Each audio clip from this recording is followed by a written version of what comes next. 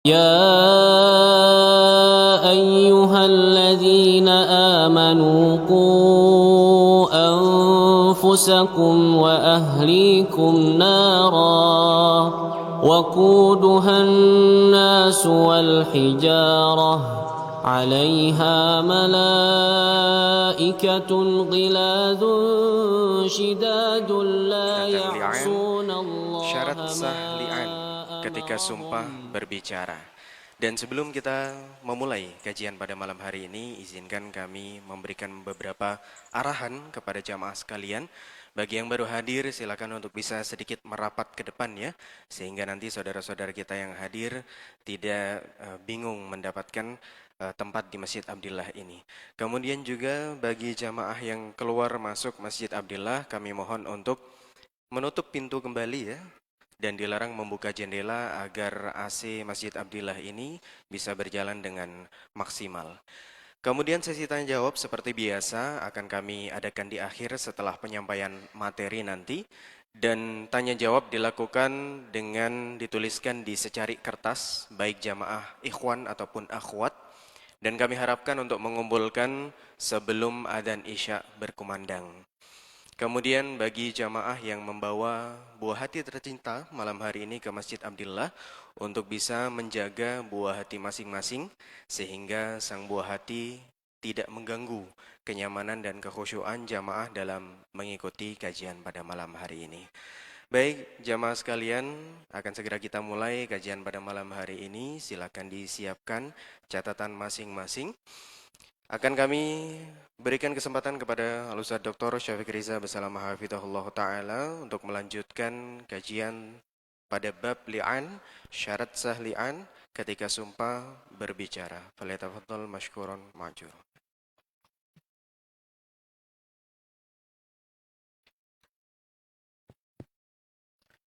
Assalamualaikum warahmatullahi wabarakatuh. Alhamdulillah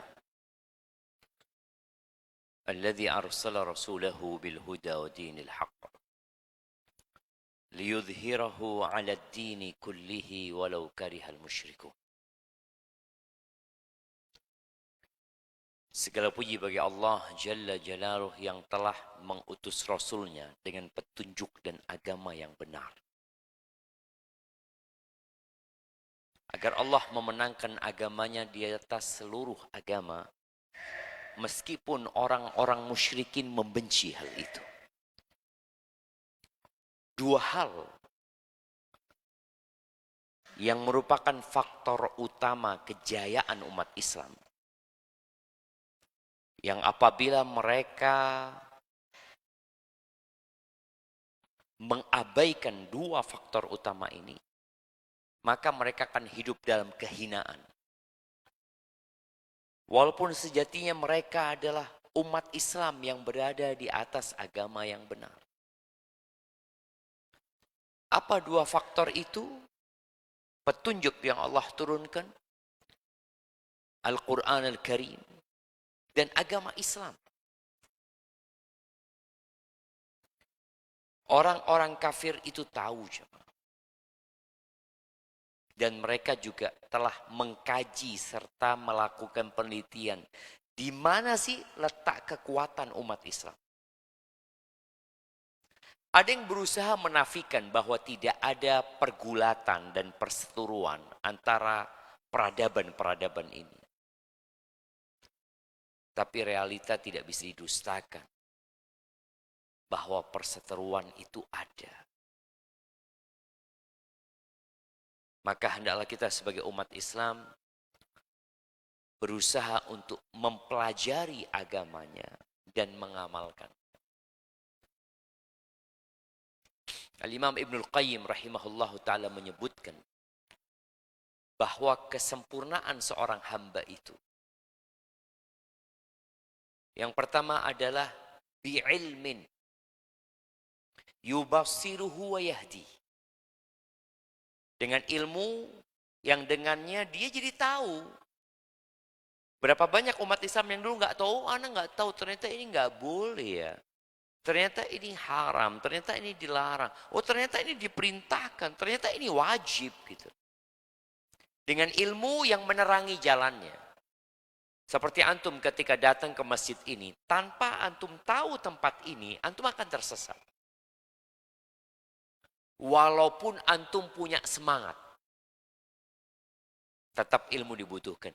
Jadi yang pertama ilmu, yang kedua bihimmatin aliyatin tarfa'uhu wa turaqih. Dengan semangat yang tinggi. Semangat inilah yang meninggikannya dan mendorongnya untuk mengamalkan. Jadi yang pertama apa? Ilmu, yang kedua semangat. Bicara ilmu kita tahu, tadi imam kita membacakan ya. Ternyata ilmu itu dari Allah. Dan Allah itu allama bil qalam. Jadi iqra, kita diperintahkan untuk membaca. Dan Allah mengajarkan dengan pena. Dan kita lihat alhamdulillah kitab-kitab ditulis. Antum pun punya tulisan dan punya pena. Sumber-sumbernya jelas. Jangan sampai salah menuntut ilmu. Himmah. Bagaimana mendapatkan himmah sekarang? Mendapatkan semangat. Nih yang mahasiswa. Yang terkadang ada fase di mana dia malas. Capek. Lelah. Maka di antara cara mendapatkan ilmu dan himmah itu yang paling mudah adalah dengan berdoa. Berdoa. Minta kepada Allah Azza wa Jalla. Ketika antum mulai malas baca Quran, ya Allah, kok malas ya Allah. 1 juz gak selesai. Murojaah juga gak nyampe. Padahal waktu ada. Makanya terkadang ada mahasiswa yang telat. Atau duduk di soft terakhir. Anak tanya dia. Antum kenapa kok telat? Antum punya istri? Enggak. Punya anak? Enggak. Antum punya kerjaan? Enggak. Loh, terus kenapa telat? Apa alasannya?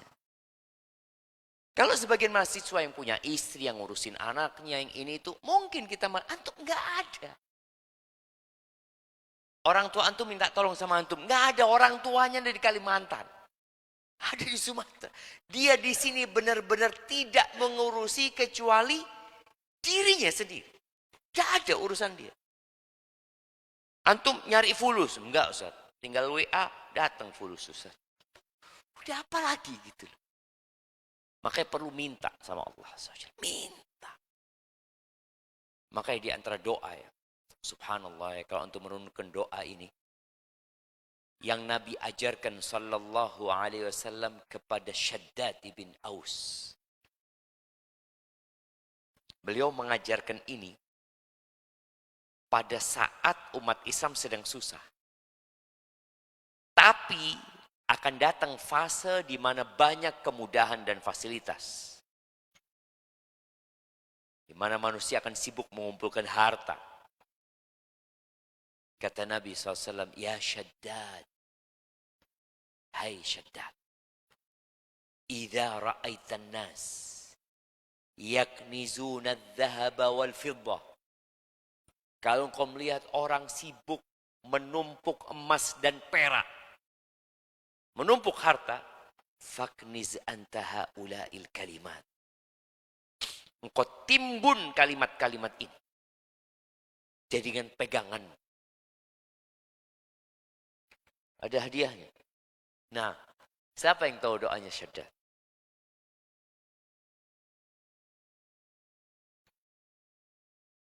Jamaah.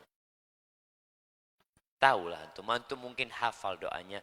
Cuma nggak tahu kalau doa ini ternyata doa yang diajarkan Al-Mustafa sallallahu alaihi wasallam kepada Shaddad bin Aus. Nabi sambil ngomong, ya Shaddad. Hai Shaddad. Nah, sebelah kanan. Rabbana atina fid dunya hasanah. Doa kita semua itu. Bukan doa syaddad. Ya. Nah. Fadl coba. Iya, ada yang hafal tulisan. Yang keras. Sayyidul istighfar. Lah. Bukan Sayyidul istighfar. Kasihkan hadiah yang dia. Nah, yang besar itu kasihkan hadiah. Nah, dia udah punya jodoh, kasih yang lainnya. Nah. Tapi nggak apa-apa lah, mungkin dia mau nambah. Nah, antum hadiahkan kepada yang belum punya jodoh. Ya.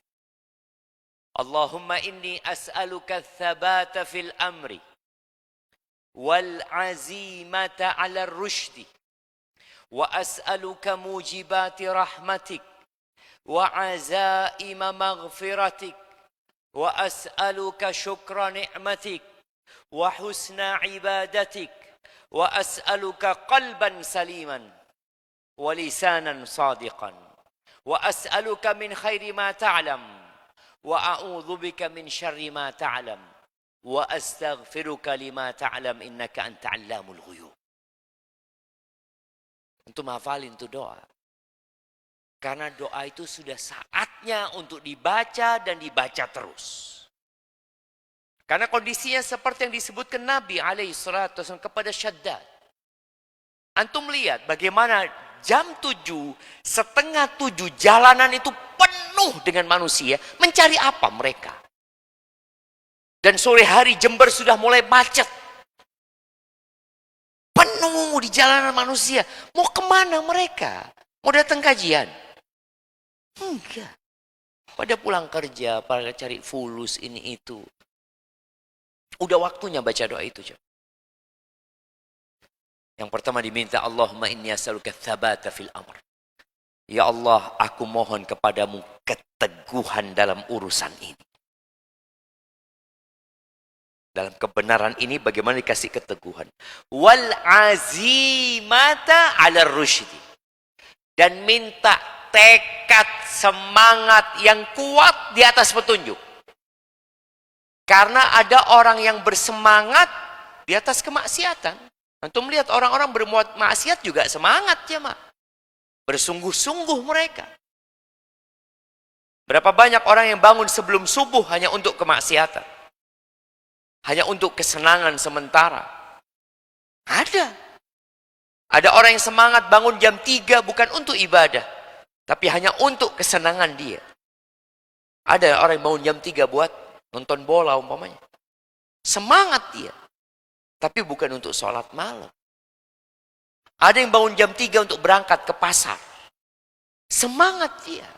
Untuk bekerja mencari dunia. Saat azan subuh pun dia nggak sholat. Dia tetap melanjutkan pekerjaannya. Maka minta tadi. Al-azimah. Karena kadang-kala azimah itu redup. Dan mati. Apalagi kalau kumpulnya sama orang-orang yang azimahnya juga redup. Antum kalau kumpul sama orang, sama teman-teman, yang lilinnya itu udah mau mati ya, Ma. Kira-kira bagaimana antum ketika kumpul sama mereka? Mati juga lilin antum. Tapi ketika berkumpul dengan teman-teman yang bawa obor besar, antum bawa lilin sudah mau redup, antum akan tepuk punggungnya. Bisa bagi, itu api. Sahih. Kawan itu berdampak kepada semangat.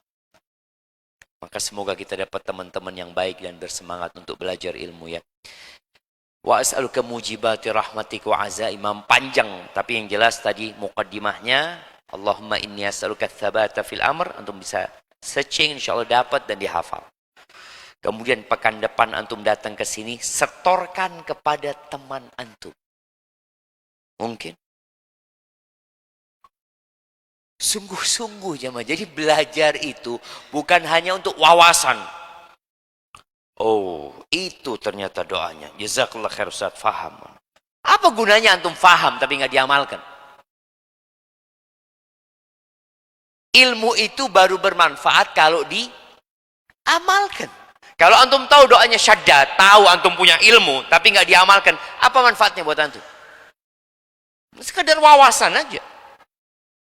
Ketika orang-orang ngobrol, ini antum tahu doanya syaddad. Oh, anak pernah dengar itu doa itu. Pernah dengar waktu kajian di Abdillah. Sudah. Sampai situ jam. Nggak ada keinginan untuk menghafal. Kalaupun antum tidak mau menghafal, nggak apa-apa, nggak harus dihafal. Tapi dibaca. Tinggal dibaca. Ketika ada waktu luang untuk baca doa itu, baca. Wallahi kita butuh pertolongan Allah Azza wa Jal. Allahumma salli wa sallim ala abdika wa rasulika sayyidina wa maulana Muhammadin wa ala alihi wa ashabihi ajma'in, amma ba'd. Ahibati fillah. Kembali kita melanjutkan bab al-li'an, ya. Bab ketika seorang bersumpah bahwa istrinya berzina, di mana dia bersyahadat, asyhadu billah, dia bersaksi, bersumpah dengan nama Allah bahwa istrinya berzina. Dia mengatakan 4 kali kesaksian itu. Ingat, ini suami, ya. Tidak bisa istri meli'an suami.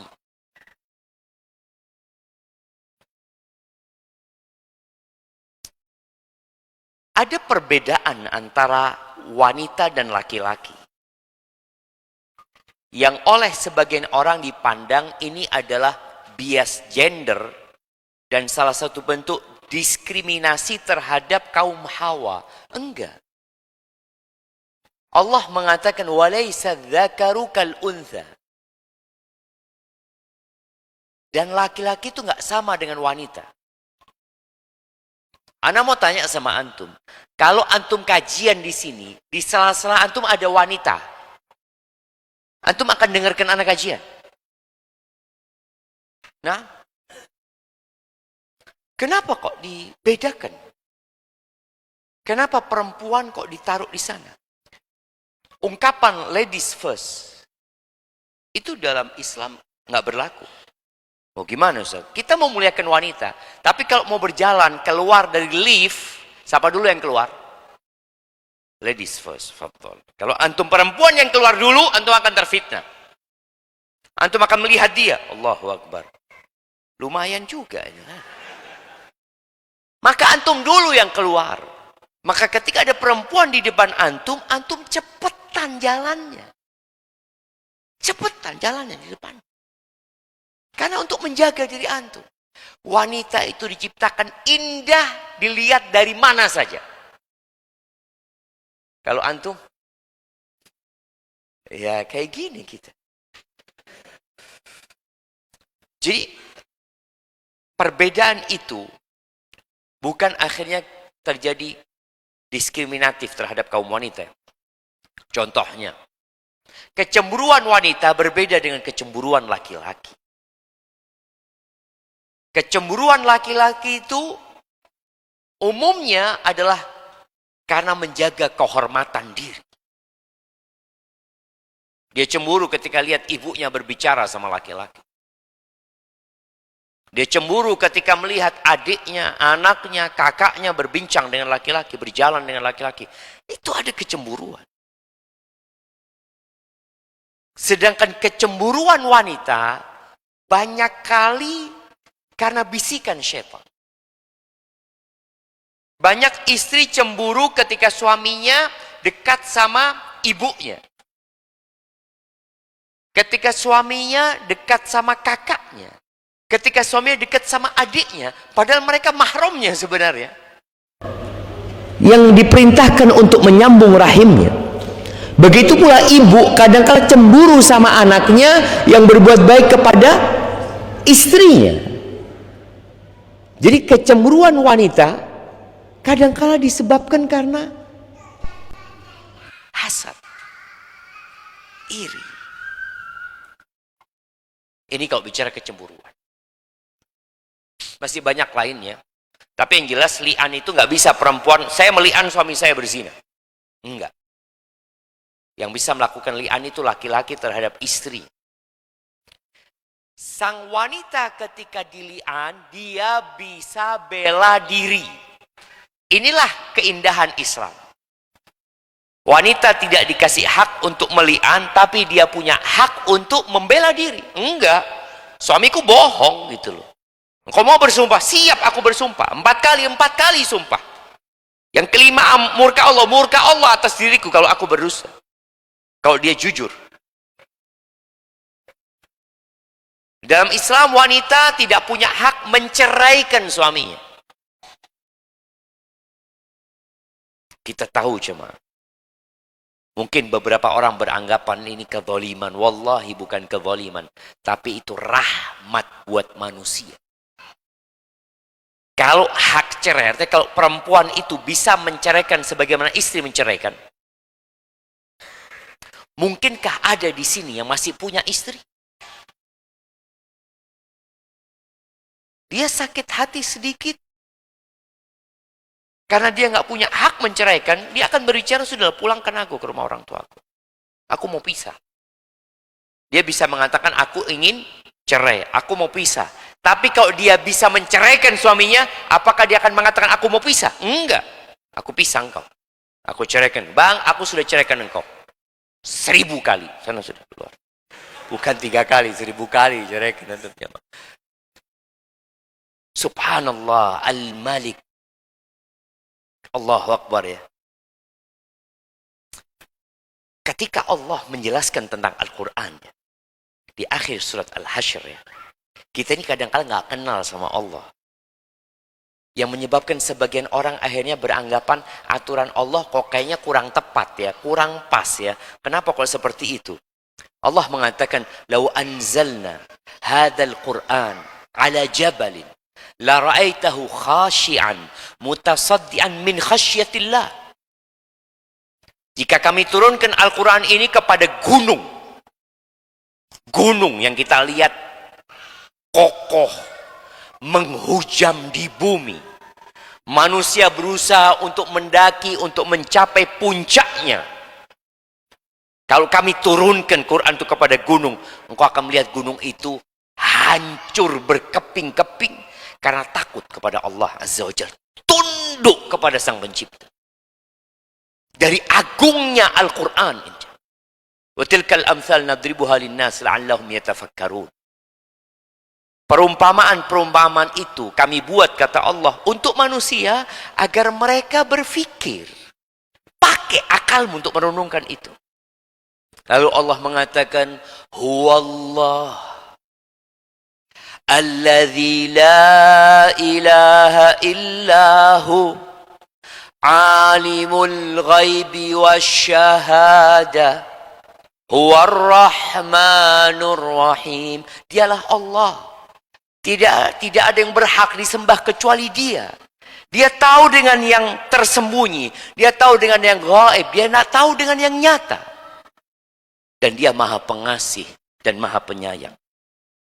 Huwallahu alladzi la ilaha illahu Al-Malik, Al-Quddus, As-Salam, Al-Mu'min, Al-Muhaimin, Al-Aziz, Al-Jabbar, Al-Mutakabbir.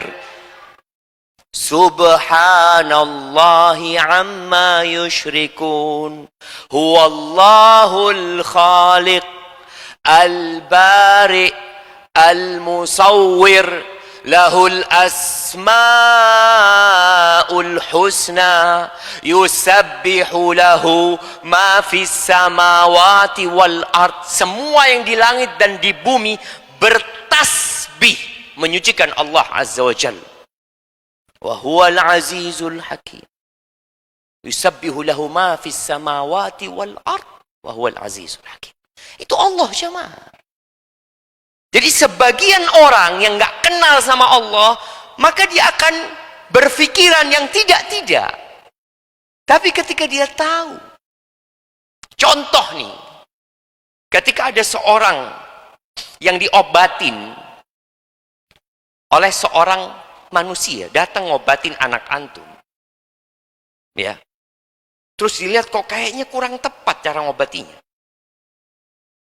Lalu antum dikasih, fulan ini profesor nomor 1 se-Indonesia.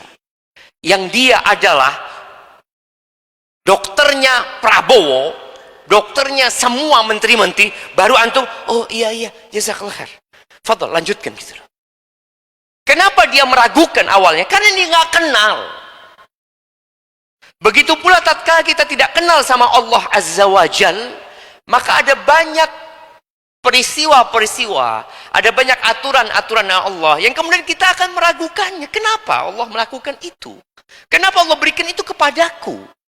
Tapi ketika engkau tahu bahwasanya Allah itu Ar-Rahman, Ar-Rahim, engkau jadi, iya, Allah itu lebih sayang sama aku daripada kedua orang tuaku.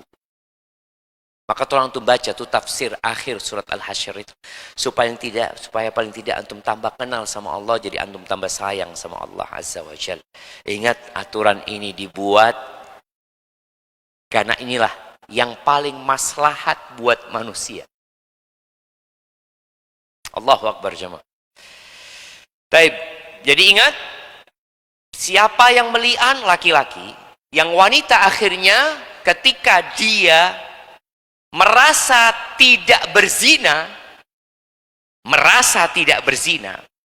atau dia takut ketahuan aibnya, maka dia punya hak untuk membersihkan nama baiknya.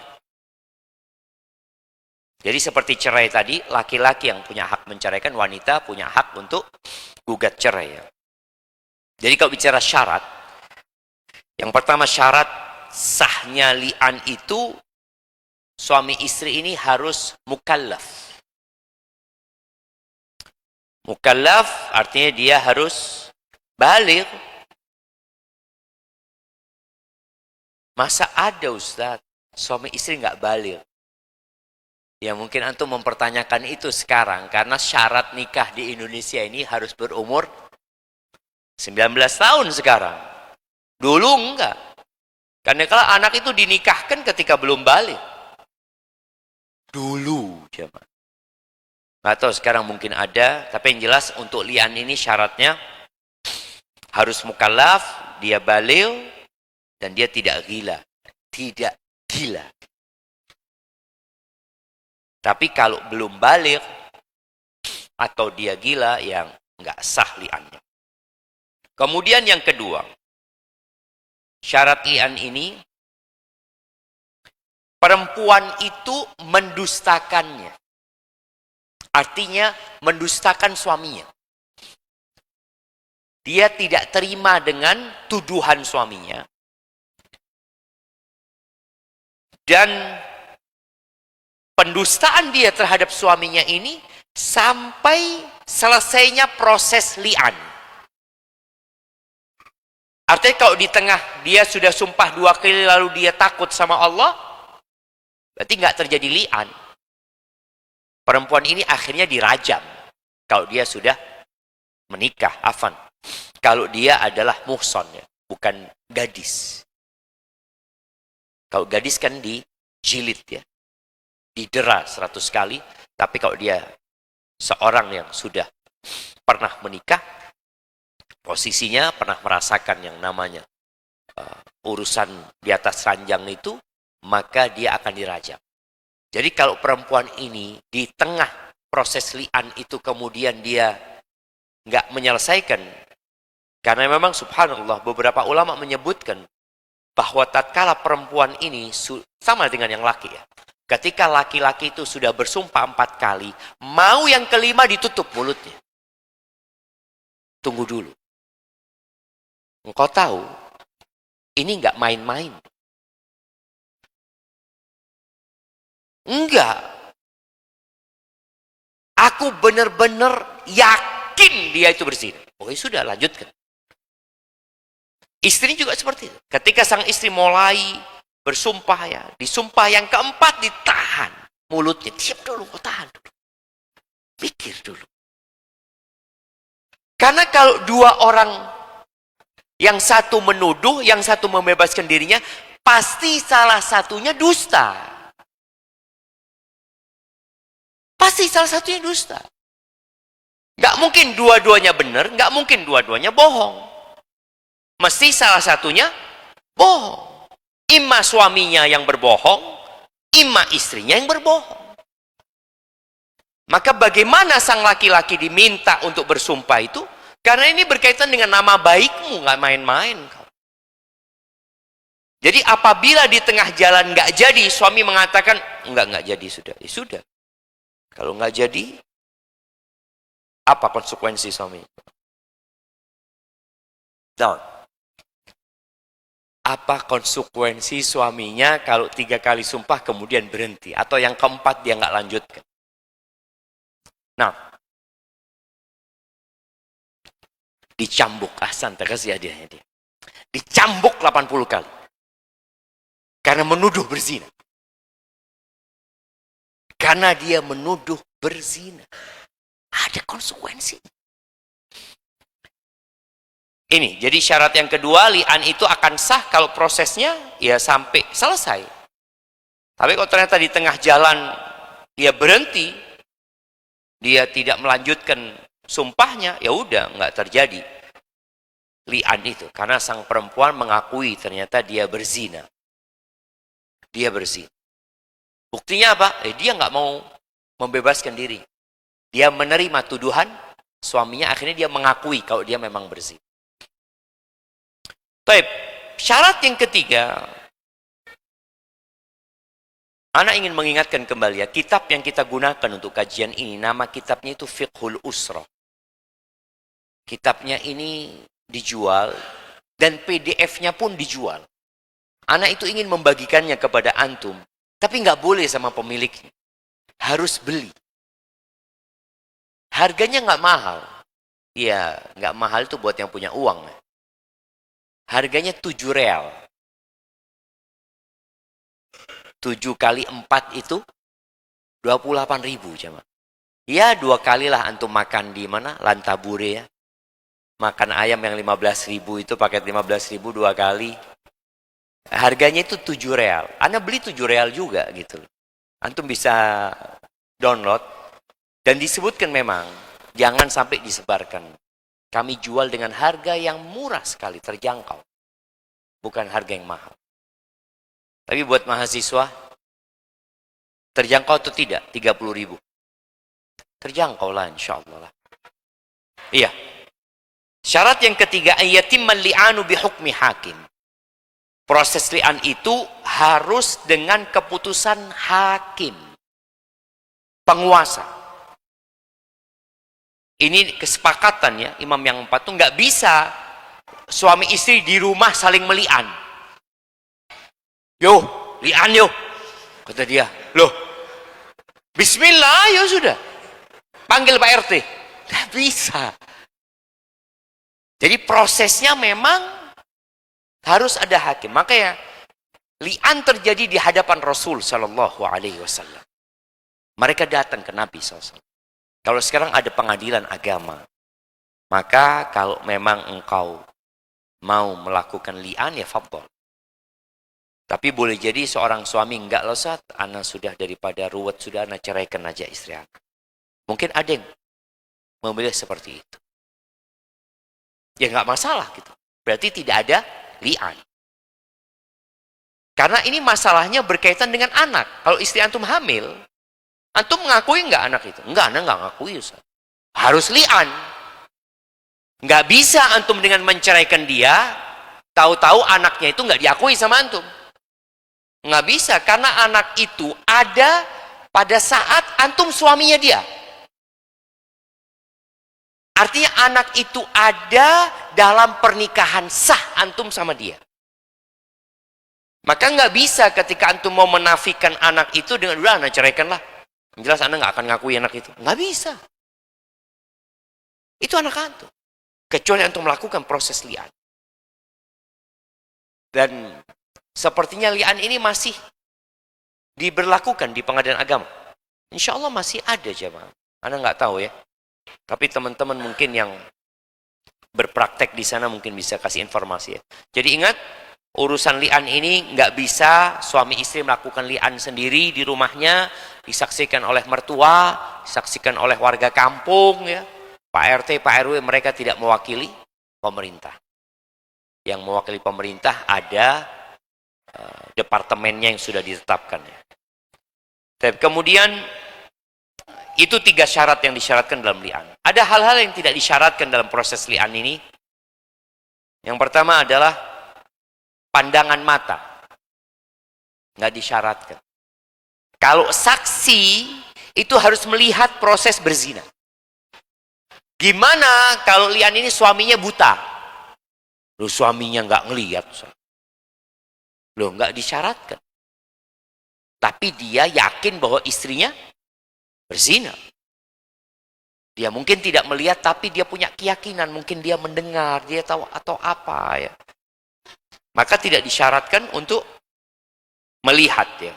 Kemudian tidak disyaratkan bisa bicara. Loh, gimana Ustaz? Kalau orang ini tidak bisa ngomong, gimana dia mau melakukan li'an? Asyhadu billah atau wallah, nggak bisa dia, Ustaz. Nggak disyaratkan itu. Karena li'an dari orang bisu bisa dengan isyarat. Atau boleh jadi dengan tulisan, ya. Jadi dengan isyarat itu cukup supaya dia nggak dipecut 80 kali. Apalagi kalau posisi istrinya hamil, dia enggak. Itu bukan anakku. Bukan, dia menafikan. Dengan isyarat dan itu cukup, ya. Kemudian tidak disyaratkan hakim itu harus memisahkan di antara keduanya. Ayo pisah. Enggak. Jadi tidak menunggu keputusan hakim, dia harus berpisah. Kenapa? Karena memang li'an itu konsekuensinya 2 orang ini harus berpisah selama-lamanya. Jadi li'an itu konsekuensinya haram tuh perempuan selama-lamanya. Nggak bisa balik lagi, enggak. Kadang-kala engkau setelah meli'an dia, dilihat istrimu tobat, ya, engkau masih ingat dengan cinta masa lalu, ya, ini itu, ya Allah, kesian dia, ya, aku mau kawini dia lagi, nggak bisa. Ana nggak pernah menceraikan dia, Ustaz. Iya, tapi antum meli'an dia. Kalau diceraikan 3, masih ada kesempatan bisa balik sama antum. Dia nikah sama orang lain, kemudian bisa balik. Kalau sudah li'an, mau istrimu sudah nikah 3 kali sama orang, nggak bisa engkau balik. Dan ini tidak butuh keputusan dari hakim. Enggak. Karena itu sebuah ketentuan yang berlaku secara otomatis. Hukum-hukum yang berkaitan dengan li'an ini, salah satunya suami menafikan kehamilan. Kehamilan atau janin yang ada di perut istrinya. Dia menafikan bahwasanya itu bukan anaknya dia. Jadi nggak harus nunggu lahir. Sejak dia li'an, dia sudah mengatakan itu bukan anakku. Ini ada konsekuensinya. Kenapa nggak nunggu lahir, Ustaz? Karena boleh jadi sang bapak mati. Kalau li'an itu belum berlaku konsekuensinya, berarti anak itu lahir dapat warisan. Enggak. Ini bukan anakku, nggak ada warisan. Jadi kalau suaminya mati sebelum anak itu lahir, kemudian anak itu lahir, anak itu otomatis nggak dapat warisan. Karena udah bukan anakku gitu loh. Ini kenapa kita perlu belajar? Karena ada konsekuensi hukum yang berlaku di sini, jamaah. Ketika dia menafikan ke anaknya itu. Kemudian ya, ketika itu hamil, ya, ketika anak itu lahir, umpamanya dia li'annya ketika anak itu lahir. Dan ini bukan anakku. Kemudian dia melakukan li'an. Jadi dia tidak pernah mengakui anaknya. Para ulama menyebutkan, bisakah menafikan anak setelah mengakuinya? Nggak bisa, Jom. Artinya kalau suami ini setelah 2-3 tahun dia lihat, kayaknya istriku berzina. Kayaknya ini bukan anakku, nggak bisa. Karena antum sudah mengakui itu sebagai anak antum dalam kurun waktu yang cukup, kemudian antum akan menafikan, nggak bisa. Ini hukum. Hukum yang ditetapkan dalam agama kita. Tapi kalau hukum negara mungkin bisa ya. Mungkin bisa orang anak yang sudah besar kemudian, dan dia bukan anak saya ini. Oke, tes DNA. Oh betul ternyata bukan anaknya. Emangnya antum yakin tes DNA itu pasti benar? Pasti benar nggak? Jamaah. 99,9% pasti benar. Mungkin. Tapi kalau diganti sama yang ngetes. Mungkinkah terjadi human error? Mungkinkah terjadi mungkin, jamaah. Berapa banyak orang-orang yang dihukum di penjara padahal dia nggak salah. Maka nggak bisa dijadikan itu sebagai alasan karena tes DNA. Enggak, antum sudah mengakuinya sebagai anak antum, nggak bisa. Jadi ini ketika anak itu lahir, kemudian dia menafikan itu anak, enggak ini bukan anakku, sudah. Engkau memang tidak pernah mengakui anak itu sebagai anak. Kemudian juga tadi dengan melakukan li'an sang suami tidak didera. Hukuman buat menuduh orang berzina itu tidak berlaku buat dia. Karena dia melakukan li'an. Kemudian bagi sang wanita juga tidak dirajam atau dia tidak dijilid, tidak didera. Karena dia sudah melakukan li'an. Tapi yang jelas salah satu di antara keduanya berdusta. Tayyib, kemudian ya, itu mungkin pembahasan yang berkaitan dengan li'an, jamaah. Tayyib, ada sedikit pembahasan tentang nafkah. Apakah sang suami yang meli'an istrinya itu wajib memberikan nafkah kepada istrinya? Istrinya hamil di li'an, baru hamil 3 bulan atau baru hamil 1 bulan, berarti kan masa iddahnya nunggu lahir. Apakah sang suami wajib memberikan nafkah? Jumhur ulama mengatakan la nafkah, nggak ada nafkah. Taib, wajib memberikan tempat tinggal? Nggak ada. Tapi kalau engkau mau berbuat baik, nggak apa-apa. Tapi bukan kewajiban. Itu mungkin dapat kita kaji bersama kali ini. Kita dengarkan adzan, jadi bab li'an sudah selesai.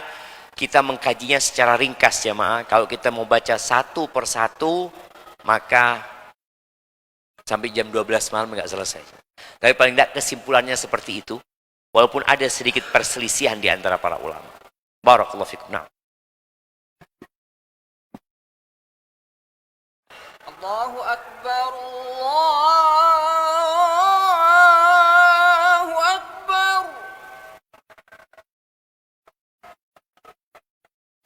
Allahu Akbar,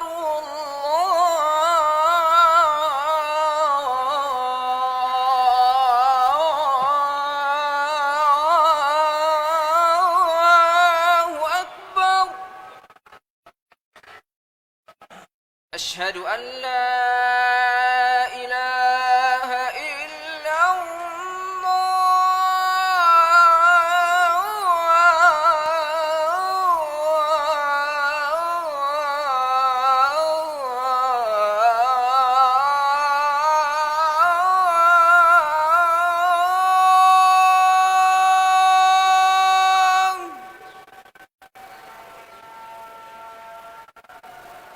أشهد أن لا إله إلا الله.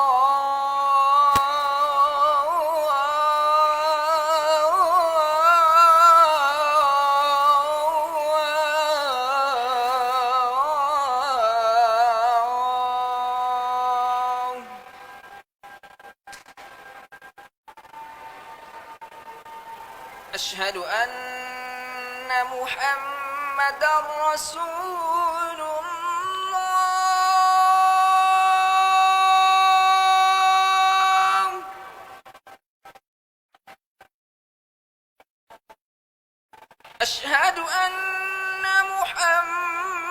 رسول الله.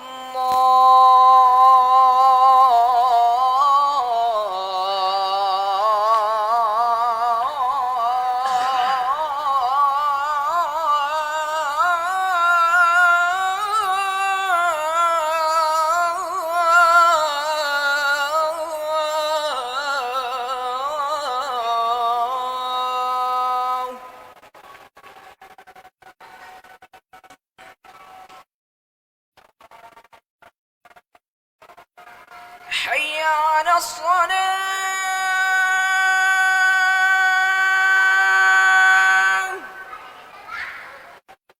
حي على الصلاة.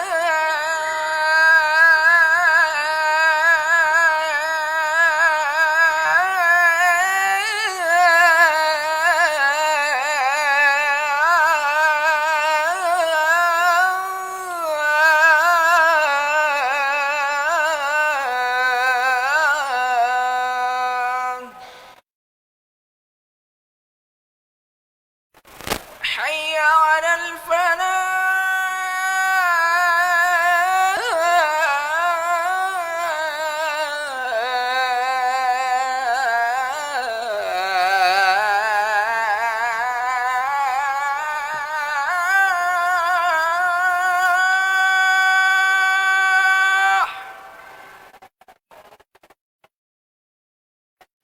حي على الفلاح.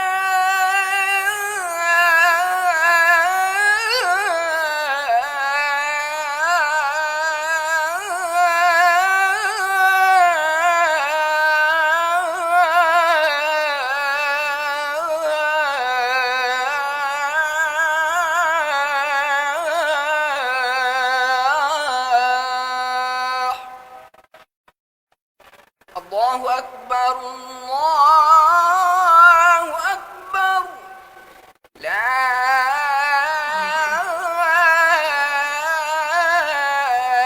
إله إلا الله.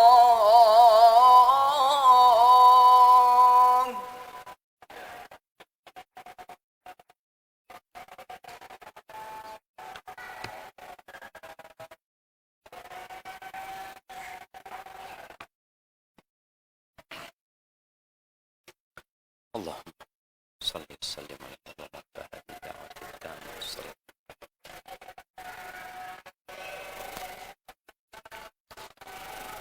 Assalamualaikum Ustaz. Afwan, keluar dari tema. Bagaimana meyakinkan orang tua untuk menikah? Syukur.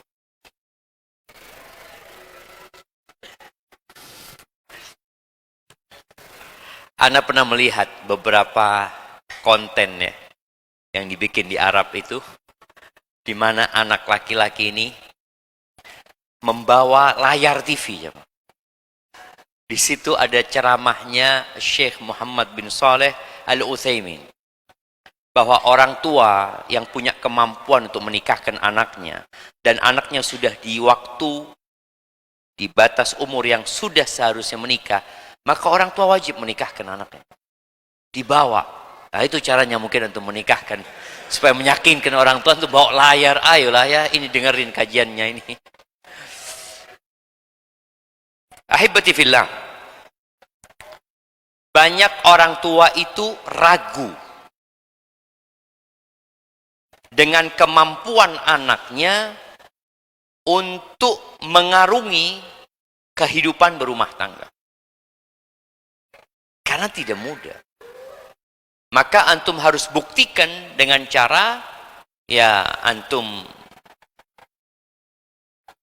tidak bergantung sama orang tua. Antum berusaha untuk punya usaha sendiri. Atau kalau kondisinya enggak Ustaz, kalau usaha kayaknya sulit. Karena anak masih mahasiswa, anak mau fokus belajar. Tapi Alhamdulillah abah anak fulusnya banyak Ustaz. Dan anak khawatir. Maka antum datang. Antum khawatir dengan fitnah yang ada, antum sampaikan, ayah, anak ini seperti ini, jelaskan kondisi antum. Sambil terus berdoa memohon kepada Allah Azza wa Jalla. Kalau dengan lisan nggak bisa, antum dengan tulisan. Jangan WA, antum tulis surat. Kirimkan via pos. ke orang tua antum. Tunjukkan kondisi antum seperti apa. Sampaikan ke anak sekarang sudah mulai futur. Anak lihat teman-teman yang punya istri, Masya Allah, di soft pertama. Terus terang jemaah, anak melihat di kelas itu yang punya istri kadang-kadang lebih semangat daripada yang bujang-bujang ini. Yang bujang datang belum mandi kadang-kadang. Kalau yang punya istri selalu mandi seger. Nah, jadi itu yang anak lihat. Jadi antum perlu tadi dengan berdoa, kemudian menyampaikan kenapa antum harus menikah, dan sampaikan bahwasanya pernikahan itu tidak menghalangi antum untuk belajar dan menjadi lebih baik lagi. Dan benar jamaah. Tapi kalau antum bisa bersabar tidak menikah, lebih baik nggak menikah. Karena kalau sudah menikah, memang akan ruwet jamaah, ngurusin istri. Apalagi kalau istri antum banyak tuntutan, minta ini, minta itu, akhirnya nggak belajar antum. Maunya dia jalan-jalan. Maka dikatakan bahwasanya orang yang menikah ketika menuntut ilmu, dia telah mengarungi lautan yang menakutkan dengan samudranya. Kalau punya anak, pecah itu kapalnya aja. Disebutkan seperti itu. Antum sudah gendong istri, gendong anak, ini itu. Dan anak rasakan ya. Ini pengalaman anak. Ketika anak S3 di tahun terakhir, anak udah nggak mampu. Terus terang, anak nggak mampu. Anak sampaikan kepada ibunya Jabir ya. Anak mau syuf, anak punya tugas yang harus anak selesaikan. Sedangkan anak pada waktu itu 4. Tiap hari ngantarkan sekolah. Sekolahnya berbeda. Emaknya juga sekolah. Jadi tiap hari keliling, jemput ini, ngantar ini, sore ini. Ya Allah, kita ini mau menyelesaikan disertasi itu. Oh, anak ini nangis, ada yang kadang kala sakit, ada ini. Ya Allah, anak ngomong. Anti sama anak-anak semuanya pulang ke Indonesia. Anak pulang ke Indonesia. Akhirnya anak di rumah sendirian, hampir gila aja. Nah, anak rasakan jam. Apa istilahnya? Halusinasi ya. Jadi anak di rumah itu lagi ngetik ya. Tahu-tahu ada yang manggil anak, baba. Loh, tidak ada anak-anak ini. Lagi ngerjakan, ada yang lari. Waduh, gila anak lama-lama ini ngomong. Sahih jemaah. Karena anak selama berapa tahun ya? 9 tahun bersama istri dan anak-anak gitu ya. Di rumah itu ya. Tahu-tahu kosong rumah itu jemaah. Sendirian. Akhirnya anak berangkat ke masjid sebelum subuh. Ke Masjid Nabawi. Ya sudah di Masjid Nabawi, nunggu perpustakaan buka. Ana nulis disertasi itu di perpustakaan. Dari sejak jam 8 pagi sampai jam 9 malam. Nggak keluar dari perpustakaan. Keluar mungkin cari makan dikit, makan roti apa sudah. Pulang jam 9 malam, itu makannya Ana beli sesuatu, roti sama tidur jam.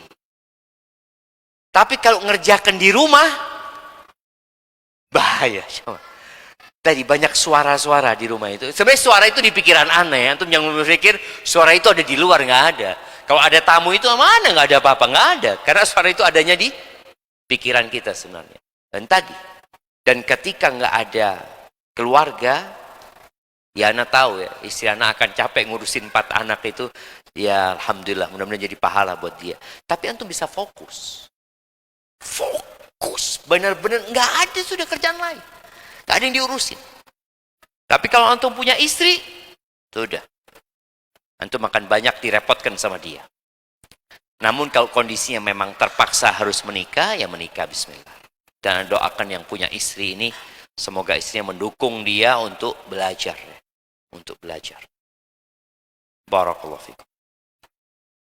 Assalamualaikum warahmatullahi wabarakatuh. Ustaz, bagaimana apabila terjadi perbedaan pendapat dan keinginan antara orang tua dan anak, baik dalam hal apa saja, mulai dari memilih kampus hingga pasangan.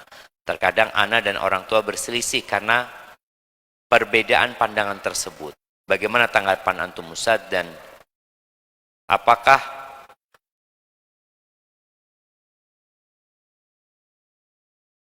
Apakah keinginan kita boleh dikedepankan dibanding keinginan orang tua? Afwan. Sedikit keluar dari materi Ustaz. Nah, ahibati fillah. Orang tua itu, ya semoga orang tua kita faham ya. Faham dengan hal-hal yang wajib anak itu nurut sama orang tua. Anak itu wajib nurut sama orang tua dalam perkara yang kalau dia nggak nurut akan membahayakan orang tuanya. Akan berdampak negatif kepada orang tuanya. Tapi ada hal-hal yang nggak masalah kalau bicara pasangan umpamanya. Loh, yang mau nikah ini siapa? Yang mau nikah ini anaknya. Yang akan menjalani kehidupan itu anaknya. Maka orang tua memberikan arahan tapi nggak boleh memaksakan kehendak. Jangan sampai orang tua ketika anak ini tidak mau dengan pilihannya dianggap durhaka. Enggak. Kecuali ada kondisi yang memang membahayakan orang tuanya. Kalau anaknya nggak nurut, bahaya. Orang tuanya bisa mati umpamanya. Atau penyakitnya bisa tambah parah. Ya. Anda ingat dengan seorang ibu dari Madura. Anaknya itu cerita, ibu Anda punya anak 7. 6 anaknya itu menikah dengan selain orang Madura. 6. Terakhir, ketika anak terakhir mau nikah, dia ngomong, "Nak, ibu minta Madura." Medunten. Madura. Kenapa? Ibu ini tidak punya teman ngomong, kata dia. Karena semua menantunya nggak ada yang bisa bahasa Madura. Sedangkan dia orang desa yang nggak bisa bahasa Indonesia. Akhirnya sama menantunya nggak pernah nyambung.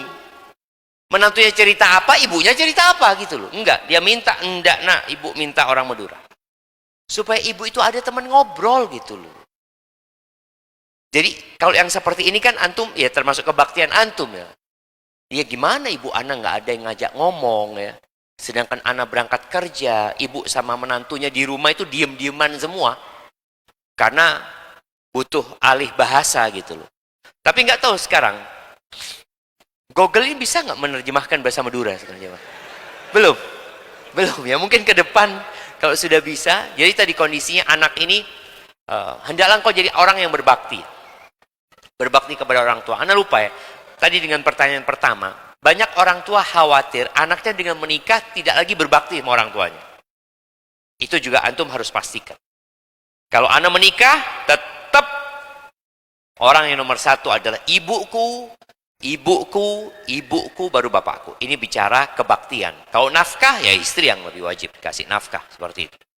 Jadi, antum harus yakinkan orang tua kalau antum tetap akan berbakti. Karena kadang-kadang orang tua ngomong, ya Allah, anak punya anak ini belum berbakti. Dia masih ngerepotin kita terus. Kita yang memberikan nafkah kepada dia. Sampai dia sekolah, lanjut kuliah. Tahu-tahu dia nikah, lupa sama kita, Ustaz. Nah, itu boleh jadi kekhawatiran orang tua. Maka tadi, hendaklah antum bisa meyakinkan orang tua kalau antum akan tetap berbakti sama orang tua. Terus berkaitan dengan perbedaan pendapat, ya antum berdoa, minta sama Allah Azza wa Jal. Lalu jelaskan kepada orang tua kenapa antum memilih ini dan itu. Lalu pada akhirnya antum istikharah dan minta orang tua juga istikharah. Wah, berat pertanyaan ini jamaah. Ana izin minum dulu jamaah. Bismillah.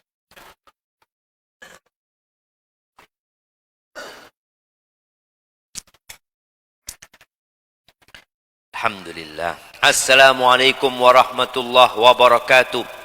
Izin bertanya Ustaz, apakah menjadi istri kedua termasuk mendolimi istri pertama? Karena istri pertama sudah tahu tapi tidak mau memberikan izin kepada suami untuk berpoligami. Sedangkan suami masih tetap memenuhi tanggung jawabnya kepada istri pertama. Jazakallahu khairan barakallahu fikum. Gimana menurut antum jemaah? Iya. Sebenarnya masalahnya itu karena poligami ini dianggap sebuah kezaliman. Poligami diframing sebagai bentuk ketidaksetiaan. Poligami dalam pandangan sebagian orang adalah perselingkuhan. Akhirnya muncullah pertanyaan ini. Memang hukum masyarakat itu kadang-kala lebih keji. Umpamanya ada fulana istri kedua. Itu dipandang oleh orang kampung situ, na'udzubillah. Orang tuanya dipandang, ya apa sih, kok ngerusak rumah tangganya orang. Dianggap menjadi istri kedua itu merusak rumah tangganya orang. Jadi kalau wanita menikah dengan laki-laki yang sudah punya istri, itu image-nya sudah negatif. Padahal dalam agama kita, laki-laki itu punya hak nikah lebih dari 1, 4 dia paling tidak. Bukan paling tidak, maksimal ya. Bukan paling tidak. Salah nih kalau ngomong paling tidak aja, maksimal gitu lah. Tapi karena ilmu kurang di masyarakat, kemudian serangan dari media yang begitu masifnya, yang beranggapan bahwa menjadi istri kedua adalah sebuah tadi perusakan untuk rumah tangga orang, maka akhirnya muncullah pertanyaan ini. Dan boleh jadi sang istri pertama juga merasa itu perempuan dolim. Kok mau sama suami saya? Udah tahu suami saya punya istri. Loh, yang mau suaminya ibu gitu loh. Loh, kamu kok mau? Apa salah saya kalau mau? Seharusnya nolak kamu. Muncullah omongan-omongan seperti itu. Umar bin Khattab radhiyallahu taala anhu itu datang menawarkan putrinya kepada Abu Bakar. Antum bisa bayangin ya, umurnya Abu Bakar sama Umar ini beda 10 tahun. Sekitar 10 tahun.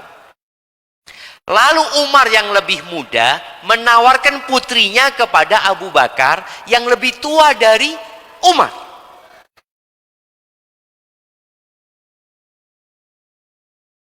Antum sudah bisa mencerna enggak?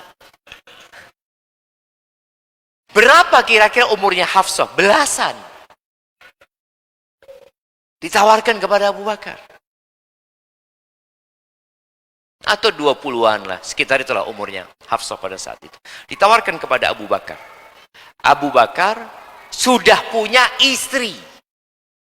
Apakah kelakuan Umar ini sebagai bentuk merusak rumah tangga orang? Iya, merusak rumah tangga orang dalam pandangan orang-orang yang tidak berilmu.